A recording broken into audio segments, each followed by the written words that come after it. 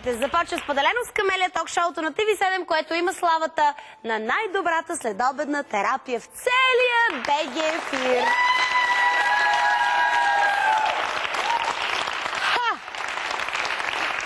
Така, а днес ще си говорим за хора, които лекуват с масажи. Много обичам да ме масажират. Особено определени места. Така, първият ми гост често е ползвал услуги на масажисти. Веднъж, например, изпуснал чувал с 50 кг такъв цимент. Нали знаете как тежи 50 кг в чувал с цимент?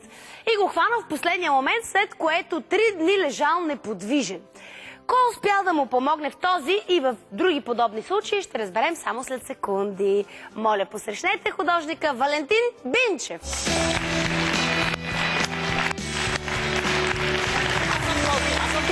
Здравей! Заповядай! Добре дошъл! Нали не те боли нищо? Не. Извинявам се. Исках да ударя Серафимчо там така да ми обърне внимание, ама не успях. Да го удара с микрофон. А ти да го удариш. Не дей, че тогава ще стане страшно. Аз така по-женски. Виж как хубаво е клекнал. Какво? А микрофона на гост. Къде е микрофона на госта? Може ли да сте го изключили, бе? Хора!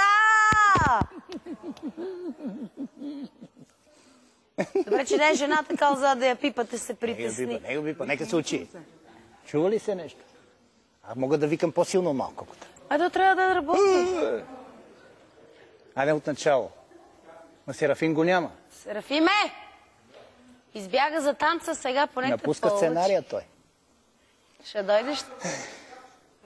Искаш да те масажирам.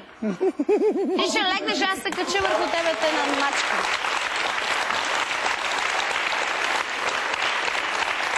И сега всичко ти е наред, нали? Всичко ти е наред. Имаш ли нужда от масаж, да се включа? Много съм добра с ръцете. Ти ако се включиш, може да направим фирма за масажи най-успешна в страна. Най-успешната ли ще стане? Най-успешната, да. Ако се проваля? Няма, аз ти съм ти рекламен агент денонощно. Така ли?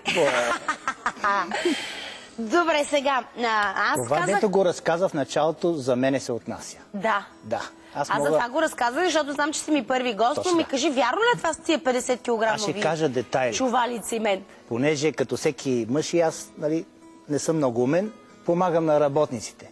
И като изпуснах този чувал, наистина 3 дена стоиш така и няма мърдане. Ма как така?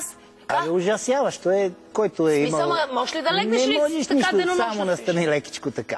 Извъна на приятели доктори и те викат: Братол, 30 000 лева, ще резнеме, ще извадиме там, няма 6 месеца, ще се изправиш железно ще. Колко само 6 месеца, бе, Боже? Друг вика, викам нещо по-бързо. Има ли? Вика, има във Франция, вика, 60 000 евро, вика, на 3-тия месец си изправен. Викам, добре, може и да ми се случи нещо. Вика, по-лошо от това така да останеш няма. И тогава се сещам, че карах една манекенка, беше паднала на стълб и си извадила тук костичката, така. Стърчеше гадно. И я закарах до Пирогов, майка и, нали, там вече я чакаше. И на другия ден тя вика: ела, вика, канете, Криси се казваше манекенката, канете, вика, на обяд, дето ме закара, това. Ма викам, чакай, нали, гипсове там 50 дена, 60 дена, такива. Не, вика, нищо мина. Отивам, гледам, нищо няма. И аз, нали, с малкото ум останало от болката, се сещам за нея и я питам: не може ли аз кръстчето еди, какво си звъна по телефона? И тя казва: да, мама ме кара в Пловдив при Паско Райчев. Вика, защото... Паско Райчев. Малко такова сложно името, но приятел ми е вече. И аз с едно момченце от квартала ме кара до Пловдив и лека по лека свалят ме там, лягам на едно легло. Кошетка. Те да дам какво. И Паско нещо прави по кръстчето. Болеше ли? Съвсем слаба болка. Ама примерно 2-3 минути. Вика, става и си заминава. Викам: Паско, другарио Райчев, едва съм легнал, ти искаш, ми вика, ставай, заминавай. Вика, ставай, че има опашка, няма какво да занимавам с тебе. Ставам, мърдам, клякам, там нищо ми няма. Оправи се? Да. И аз даже... За 2-3 минути само? Даже може и по-малко. И викам: виж какво, Паско, Понеже тук на прешените имам някаква болка и съм ходил снимки работа и викат шипове, ще умреш в гробището. Дали мои приятели доктори, някои от учениците ми станаха професори, завеждащи клиники, лаборатории, разни такива лафове. И те ми казаха, като умреш ще ти мине. Защото рисувам черта и така наведени, след 2 часа трябва да се поизправя.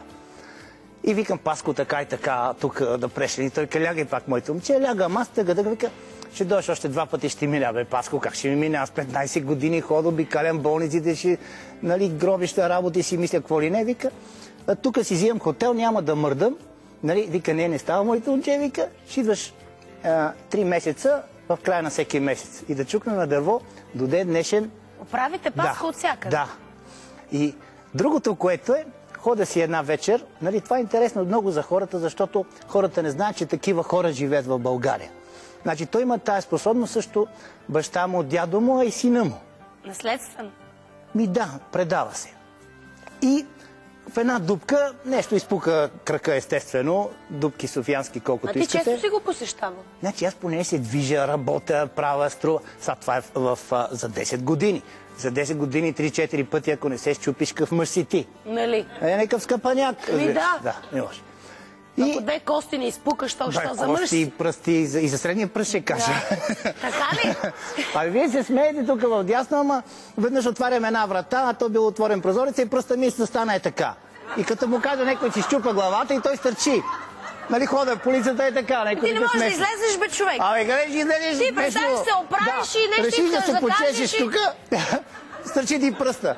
И пак му се обаждам и викам, Паско, стърчи ми средния пръст. И той, как така ти стърчи? Викам, стърчи, не може. Ти знаеш ли, дето се смея тук, в дясно. И то си е весела тази случка.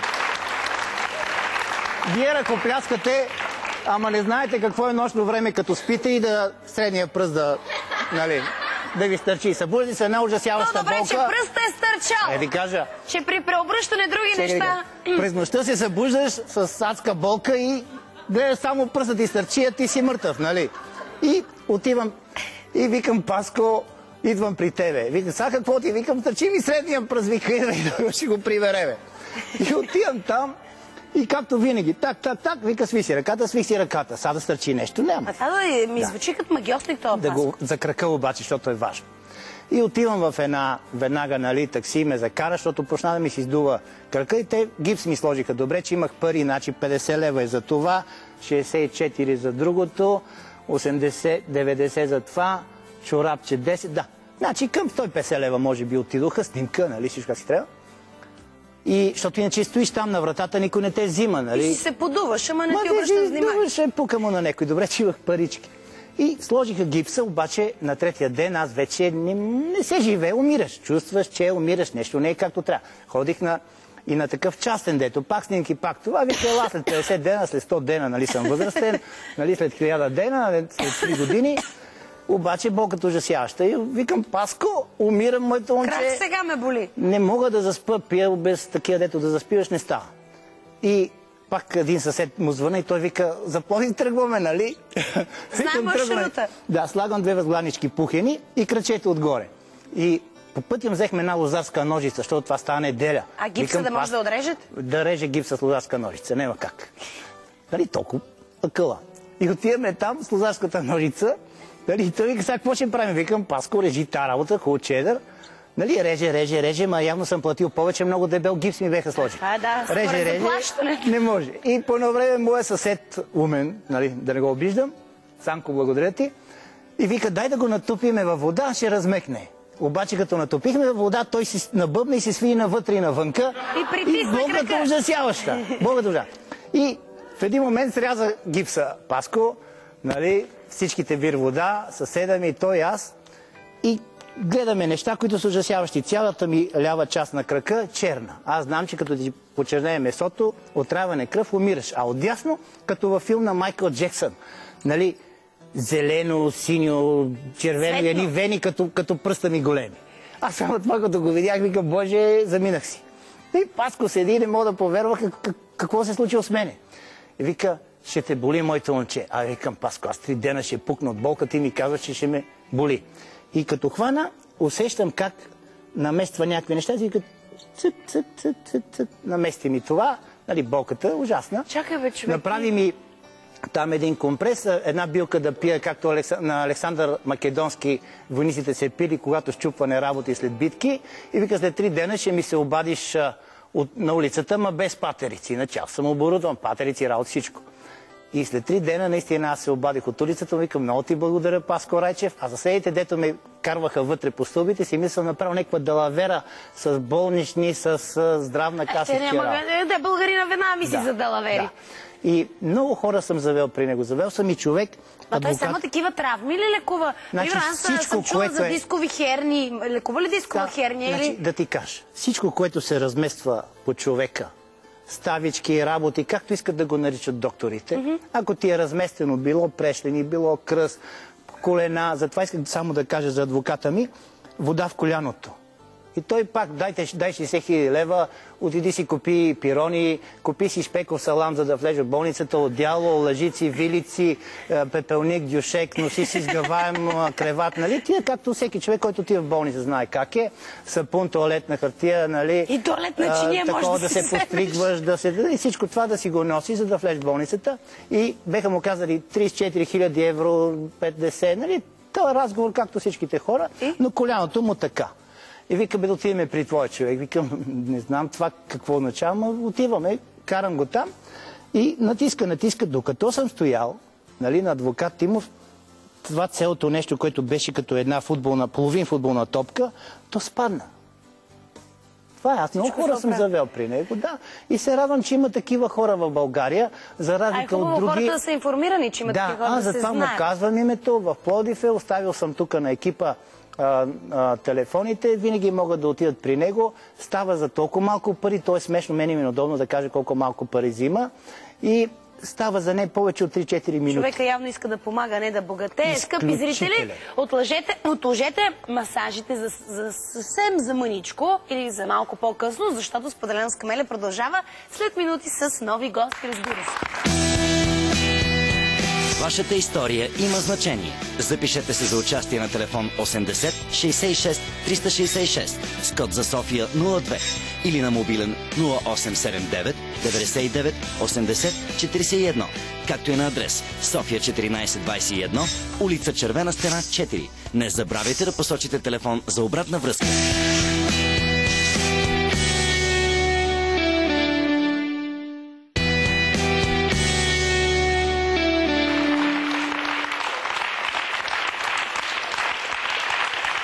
Отново от студиото на Споделено с Карамелия. Преди рекламите по TV7 разговаряхме по темата "Лекувам с масажи" заедно с моя прекрасен гост Валентин Бинчев.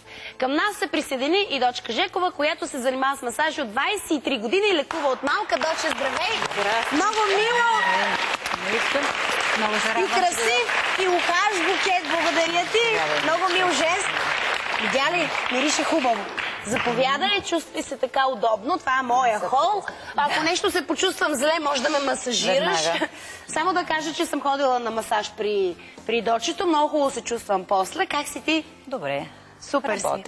Не си притеснена? Не. Всичко окей. Познаваме се с теб, като сме на гости.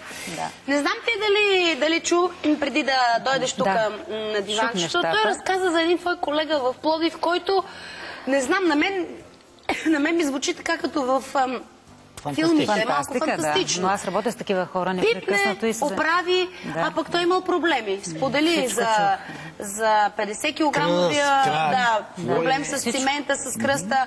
Най-вече Цветущо разказа за средния си пръст на дясната ръка. Да. Така. На лявата на дясната. Така. Ти какво наместваш, мила моя? За какво помагат твоите масажи? На какви хора си помагала? Да, вие казахте вече от колко години, около 23 години работя. Да, от 88-9 година. Аз също чух, че и другия лечител, който той всъщност е правилец, прави кокалите. Аз едновременно, така се казва по-народно. Правилец? Аз също, така им казват, нали, чекръкчия. Това е същото, да. Докато аз работя, също и това правя. Намествам, но лекуваме възпаленията. Аз работя с много видови методи по китайската медицина и по източната, по много методи ползвам в лечението. Да, сега ще кажа, и лекуваме възпаленията в крайна сметка. ползвам накратко така, да кажа, методите, с които работя. Рефлексотерапия, акупресура, зонова терапия, шиацу, който е японския масаж. Всъщност аз работя над чакри, меридиани, всички енергийни центрове в тялото, по точките, за да мога да активирам. Центрове? Да, всеки има. Няма.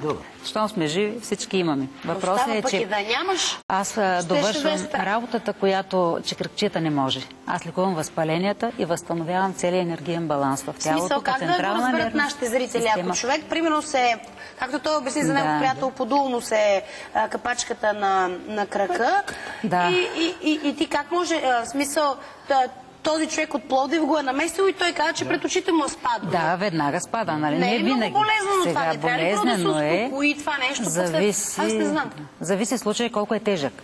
Значи при много събиране на течност на вода, зависи колко е продължително било сега. Ако е за момента, от днеска за утре, след часове, бързо всичко се разтила, бързо се резорбира от тялото. Ти си много права, ако е по-стара, ако е по-стара травма, веднага се идва. Колкото по-старо. Значи аз оправям тия възпаления, които те не могат да ги оправят. Аз едновременно и намесвам, защото дядо ми навремето, аз също като от няколко поколения лечители съм. Баща ми лекуваше, Бог да го прости, преди 5-6 години почина. Преди 5 години дядо ми лекуваше на времето, наместваше, беше чекръкчия, имахме... Ти си потомствен. Аз съм потомствен лечител, да. Няколко поколения, все са били мъже. Докато аз съм първата жена и в крайна сметка аз понесох кръста на всички, може би, и да се справям с всичко толкова много години. Но баща ми е виждал в мене способности през всичките години и ме е подготвил още от дете. Аз съм чула, баба ми е казвала, че... Живяла, израснала съм така. Баба ми е казвала, че колко годишен си, толкова дни ти продължава болката. Да, като нали, да се плашиме сега в когато... Ме плашиш да звучи, ама да ти кажа... Да, точно така е. И за гипса казват, нали, по принцип. Толкова години, толкова трябва да стои. Да, ако си на 40 дена носиш гипс, ако си на 20 години, 20 дена носиш гипс. Това вярно ли е? За това... Не съвсем. Значи, при мен идват много пациенти през годините. И зависи пак по същия начин от пациент на пациент. При мен нямало е реклами. До сега изключая миналата година, която бях в друга телевизия, се наложи по спешност и тогава се и запознахме. И всъщност при мен идват пациентите за лечение на всякакъв вид заболявания като цяло. Значи аз лекувам хормонален баланс, лекувам мигрени, главоболия, дискови херни, дископатии, но аз лекувам вече другото възпаление. Може, да. Може, защото се работи по чакрите, значи даоския масаж, който той е по-интересен. Имаш пък човек не разбрали втори път. Да, тук е малко по-сложна темата. Ще отидеш и те пипне дочето и ще ти кажа коя чакра ти е най-добре. А ти си знаеш. Шегата. Така че може, защото когато се махне стреса, когато се коригира гръбначния стълб и кръста, те освобождават нервните пътища, които всъщност са за... и жлезите с вътрешна секреция, които захранват. Значи има причини, за да се получи нарушение в хормоналния баланс. То не е само стреса, начина на живот. Други възпаления, всичко прекарано може да води до тия нарушения. И води съответно и до трудно забременяване. Къде ми е сексуалната чакра? Няма как да се покаже, защото микрофона е там. Ми е малко сексуалната чакра. Ще говорим. Аз късно разбрах. После ще говорим. Допълнително и така. Добре, скъпи зрители, после ще говорим. Време е да покани при нас една от пациентките на дочка Жекова. Тъй като работата е свързана с тежко физическо натоварване, тя посещава дочка всеки месец от вече 10 години. Когато съм си във Варна, тя не ме изтърва просто. Да, да чуем повече от самата нея. Моля, аплодисменти за Галина Михайлова.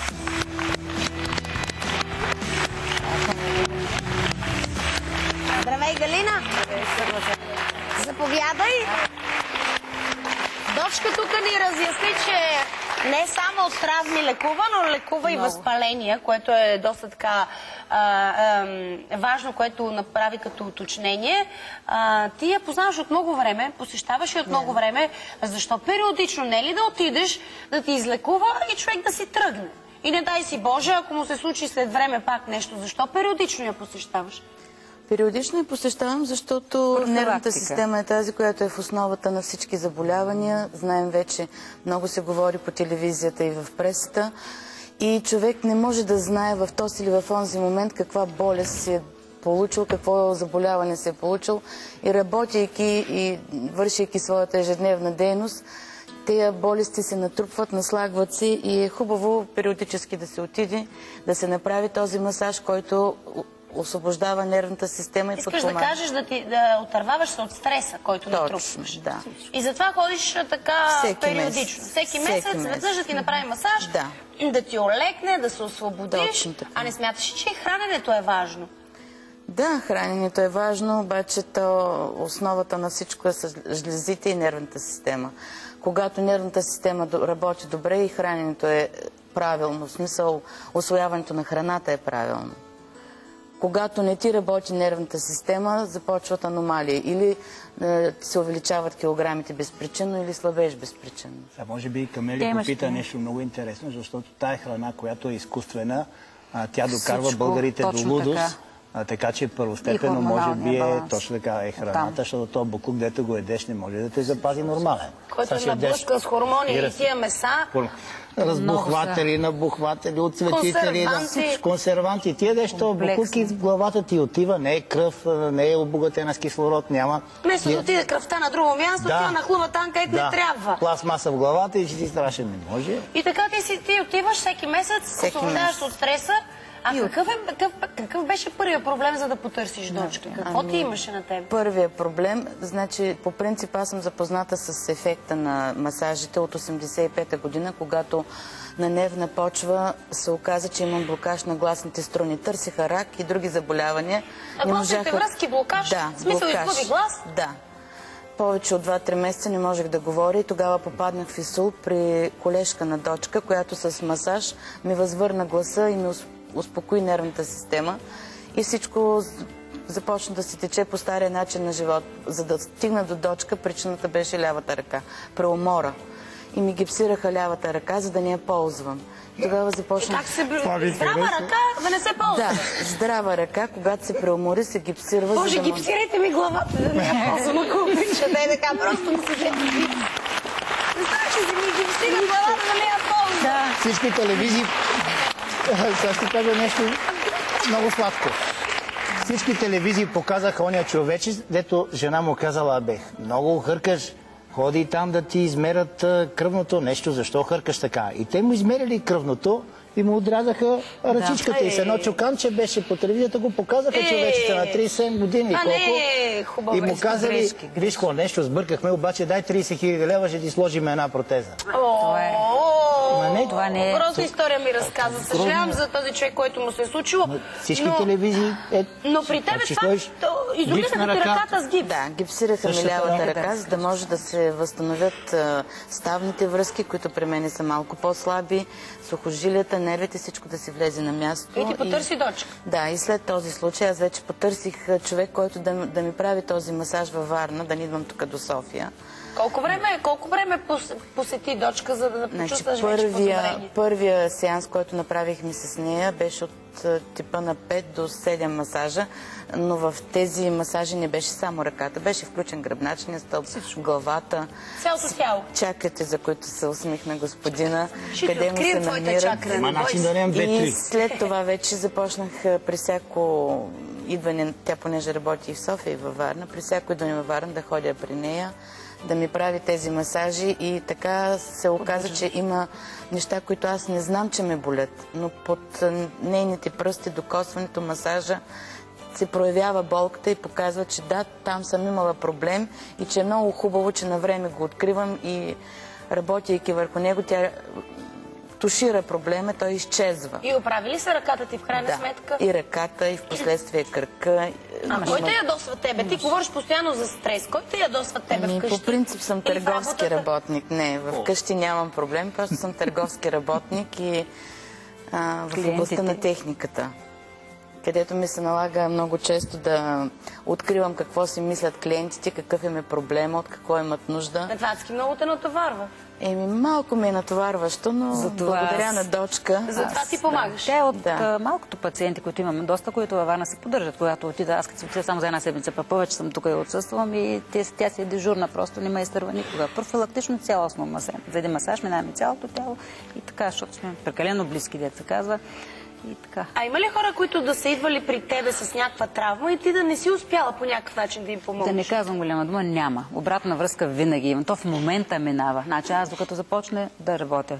Значи това е дарбата, която е уникална енергията, с която работя. Методите са много, но аз при всеки подхождам по различен начин. На всеки тялото е различно. Нервната система, прага на болката, всички органи и системи работят по различен начин. Аз това работя индивидуално при всеки. И бебета лекувам, и 80 годишни хора имам. От бебета до 80 годишни? Искам да кажа всички, при всеки работя различно. Аз ви казвам, че тия способности, които природата ми ги дава, така съм родена, не са придобити при стресове, работа, нищо не съм преживявала. Не си ударила главата, за да ти се само къща се събори, но останах невредима. След събаряне на къщата ни, останахме невредими, така и така, от лошо строителство. Това е друго не е станало, но аз си работех вече, бях толкова години, работех и лекувах. Та искам да кажа, че енергията, с която аз работя, лечителството, което ми е дадено като дарба, то върши чудото. Аз при всеки работя индивидуално. Аз той говорим за подругто коляно. Аз в момента ще направя, те много пъти след това се случваше да падни по стълби, аз се сглобявам, оправяме нещата, нали? Как звучи хубаво? Кръга на шегата. Сглобена. Да. Хубаво, че сглобяваш хората и помагаш и ги отърваваш от болки, от травми. Мога, но в крайна сметка всички са доволни. Нямам недоволни пациенти. Тежките случаи, извинявам, тежките случаи са най-доволни, защото много бързо виждат резултата. Колкото по-профилактично идваш, на някои места не ги усещат, но когато дойдат тежки случаи, там са вече при профилактиката, леките случаи са малко масажите. Но при тежките случаи много бързо се усеща обезболяването и всичко. Когато нещо е тежко, няма как да не се го усетиш веднага подобрение. И хроничните. Паско не ми казва някои работи. Примерно за крака ми слага си така ръката, усещам топлина. Не е само да наметиш някакво. Той си има. Има някакво виждане. Искам да те питам и тебе, да. Той си има. Имате ли някакво така да е специфично, да е еднакво или всеки сам за себе си? Имаме много подобни неща. Не ми казва, аз го питам за някаква. Викаме, какво тук нещо се случва? Не може да ти си разкрие тайните. Какъв приятел ми е? Ето художника, вие рисувате, тя пей, значи всеки идва с някаква мисия на този живот. Аз също, когато отидах да уча преди години, когато започнах да работя от бума на екстрасенсите, като започнаха нещата и попаднах при професор Орбецова, при Кобра Томов и всичките там, които бяха, както... Господин Томов, и мен ме учил за енергиите тук. Отвори ми каналите, господин Томов. Много са нещата като цяло и аз от тогава и работя, но през всичките години много учене, образование, работи, просто за да знаеш какво правиш. Имаш ли нещо и рационално виждане? Имаш ли? Това е въпросът тънък, да го кажа, като за простите хора. Значи няма ли го това, другото е само техника и механизъм. Другото си е само удряш и наместваш. Имаш способности, но развиваш. Значи, ако не искаш, не развиваш. Уважаеми зрители, време е да поканим една гостенка, възползвала се от помощта на Дочка за зачеването на своето дете и само след секунди ще ни каже дали е доволна. Моля, силни аплодисменти за Еми Стамболова!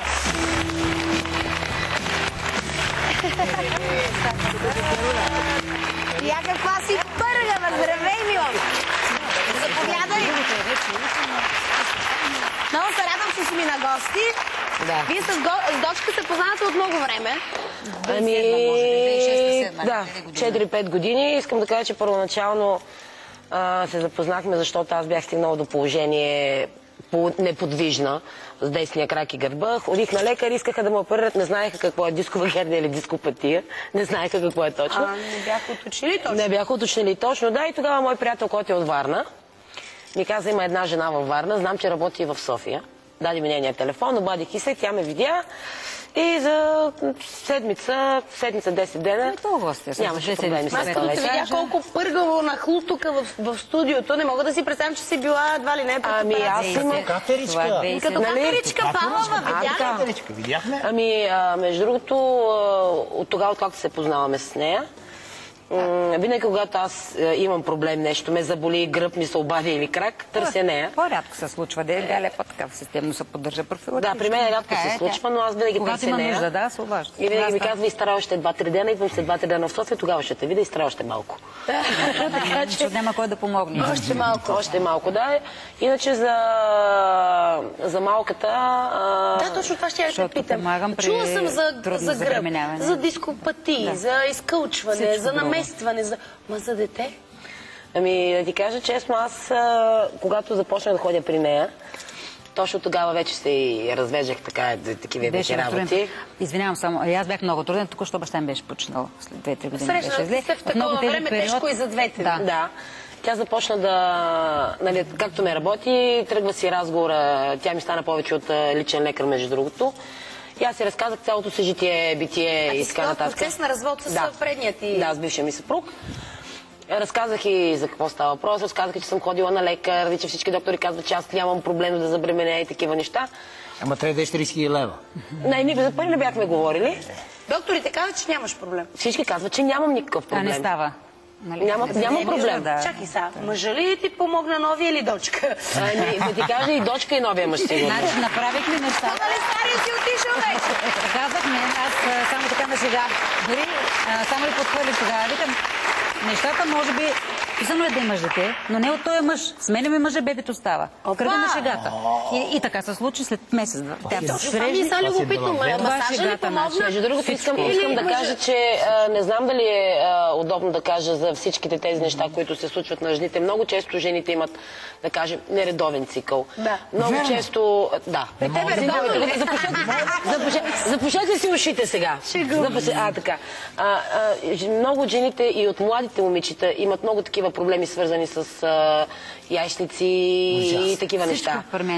Значи, при нея нещата са, как да обясня, тя работи много интересно. Тя ти освобождава цялото тяло и след това най-накрая се захвана с моето тяло тук-долу. Правихме всичко. И последствие вече аз се запознах и с новия мъж и забременях от първия път. Първият контакт. Ето е божата работа. Съдбата, нали? И така нататък. Дали сега? Масаж. А между другото... А моята съдба художник ме направи, да ме направи един масажист, да се видя с пари, с работи. И да помагаш при безплодие. Точно така, най-вече. Голяма радост. Виждаме се с много хора, тъй като когато при нея се ходи, има текучество на доста хора. Аз познавам хора, които тя е помогнала за зачемането на деца. Децата се кръщават на нея, тя е кръстица на някои от децата. Така че това е... Ако има време, ще да кажа. Когато човек може да помага, е хубаво да помага на нея. Знаете ли какво харесвам аз много? Харесва ми това, че когато тя види някого, тя винаги може да каже, аз мога да помогна, а ако не може да казва, аз не мога да помогна. Има ли случаи, Дочи, които не може да много помогнеш? рядко. Обикновено хората, които трябва да бъдат при мен, те си идват. Знаеш, много рядко някой да се откаже. Но все пак го казва. Да, казвам винаги това. Не шарлатанство, разбирате ли? Има си неща, където не се възползва. Защото има неща, които наистина не можеш да ги направиш. Няма смисъл да му си губя аз времето и да му губя и времето и на пациента и пари да му взимам и така. Просто много... Какво не мога да правя ли? Да. Раково болни не лекувам. С диабет не лекувам, с тромбов либид, с цирози, емфизем. Не. Там вече са противопоказни масажите са. Значи, и ако... Да изкажи, ще кажа нещо. Кажи си ти. Само искам да кажа за едното бебенце, което вие си познавахте. Срещнах се с 10. Тя е неудобно, малко ще е деликатно. Всъщност, тя забременя само 10 дена след масажите. Виждани по телевизията. Ама аз как на масаж, при мен... мъжът трябва да сме да я. Ама ти точно за бебето ли ходи сега? Ама трябва да дойде и Цвети сега. Нали, нещата там бяха по 5 дена двойни масажи направих. Всъщност те бяха 10 години са ходили на инсеминация. Работа пред инвитро процедура. Съпруга ме познава, от други пациенти ми е виждал. Като вижда по телевизията и казва, отиваме там, това е жената, за която ти говоря и трябва да отидем. Идват веднага, записват се, беше преди тебе 10. И тя забременя 10 дена 5 дена масажа правя, 10 процедури двойни на мъже, на който са казали, че едва ли нещо стане за момент само. Да, цялостно са неща. Не е там, където си мислите. Не е там, където, там не са работи. Как се насочи? Как се там те дърпа, бе, човек? Говориме за зачеване. Те са казали, че въобще не може да стане без инвитро, с него без не може ред неща. След 10 дена жената беше бременна и детето сега... Ама при кога е бил проблема? При мъжа ли е бил проблема? И пред двамата е имало проблем, и пред инвитро бяха, но след 10 години опити забременя след 10 дена. Това е чудесно. Това е което бебенцето сега на 11 ноември става на една годинка. Да е живо здраво, това е. Да е живо здраво, това е най-важно. Всичкият труд, който правя и давам, нали? И когато говорихме така нещата, така че много са бебетата, които станаха, където имам обратна връзка, който не се е обадил, нас, не знам, но имаме след 18 години. А има ли хора, които са идвали и да са остали недоволни? Нямам обратна връзка, някой недоволен. Обикновено залепват, само да могат да му намерят, защото аз непрекъснато съм местя и пътувам. Общо взето и да пазят визитките. Варна си ме познава целия град, защото аз много години работя там. Тук съм от 5-6 години, 7 година всъщност, но по-малко работех тук и така по-в тесен кръг от пациент на пациент.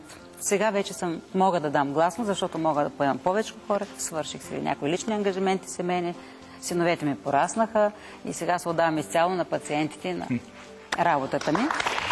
Ще бъда отново в София. Това е като цяло. На някой недоволен, ако не се е обадил, нали, не се върне. А тези твои масажи, да уточним за зрителите, те болезнени ли са? Да. Доста са болезнени масажите, Болеше ли? но за малко време. За около минути. Специално мене първите 1-2 масажа, които говорим специално за кръка и за гърба. Където си има проблем. Където си има проблем, ми направо, както гледате такава мъничка.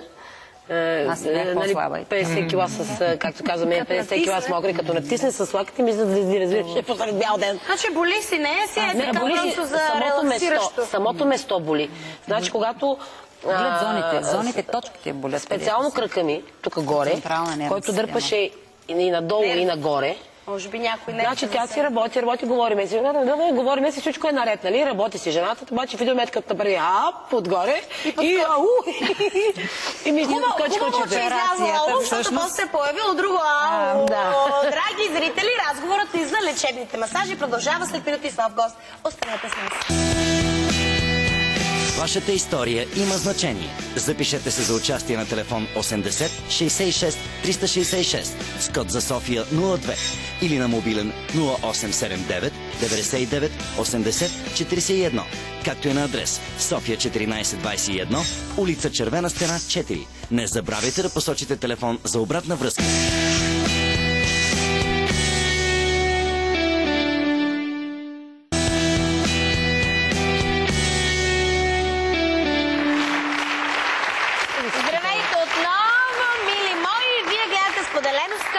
В студиото ни днес говорим по темата "Лекувам с масажи", заедно с Валентин Бинчев, Дочка Жекова, Галина Михайлова и невероятната Еми Стамболова. Към нашата компания се присъедини и Спаска Спасова, която се занимава с масажиране вече 20 години. Всичките са над 20 години.